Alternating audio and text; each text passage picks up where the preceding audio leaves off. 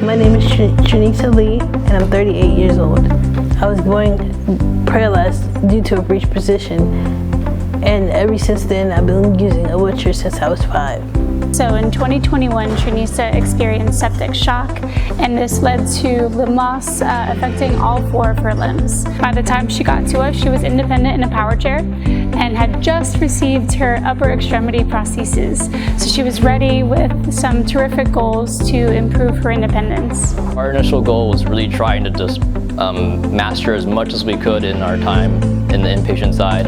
Trinica has myoelectric prostheses. They work through the electrical impulse of the muscles. She has sensors, so the prosthetist kind of works through testing of the muscles, see which one's the best feedback for those sensors to be able to control the prostheses. So after that testing's done, then that's when Trinica came here to try to work on being able to activate the right muscles to control them. Trinica, before these events, had a unique way of moving from cerebral palsy, and so we had to really sometimes be creative in how to work with her body to really find the ways to maximize her independence. During her time here, we did a lot of stuff with trying to just work on switching modes. The ultimate goal was really trying to get her to be able to turn the wrist on that right side, to be able to do more of those basic things like feeding herself, brushing her teeth, all those things that you really need to do in your daily life.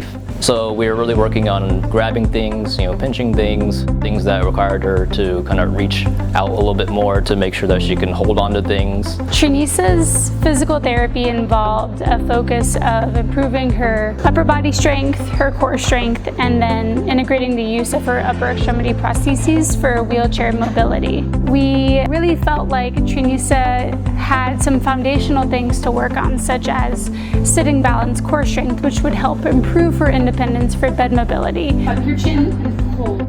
Pull with that left. Push into your right. So ultimately, Trinica was still needing the lift in order to transfer from in and out of a wheelchair, in and out of the bed. However, this was done via a lift that previously was a bit apprehensive to use by Trinica and her family, but we did family training to improve the confidence with its use. We even also just went on a little outing out into the mall, at least initially, just to do some stuff with trying to grab some clothing off of the rack. Oh, nice. Good job. Good. It was wonderful because everybody knows I like to shop, and you can't shop without having to take things off the hanger and take things off the rack. So being able to do that felt really good. Trinica is determined. There are trials and tribulations with anybody's time in intensive rehab. You get tired, you get sore, you have to be inventive and creative in how you might need to do something differently than as planned, and Trinica was so ready to keep trying when there was any sort of mistake or error. We celebrated her successes, but she felt more empowered when she didn't get it because she was so ready to reach her goals.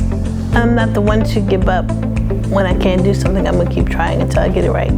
If I could describe Trinica in a few words, it would be very positive, very optimistic, really trying to do what she can to kind of get back to being independent as possible. When I had my amputations done, I actually felt alone until I came to Shelter in Arms and seen so many different people. It's been wonderful working with them. They gave me my independence back, and they also helped me find the tools to feed myself again and be confident again and trust myself. It feels like me again.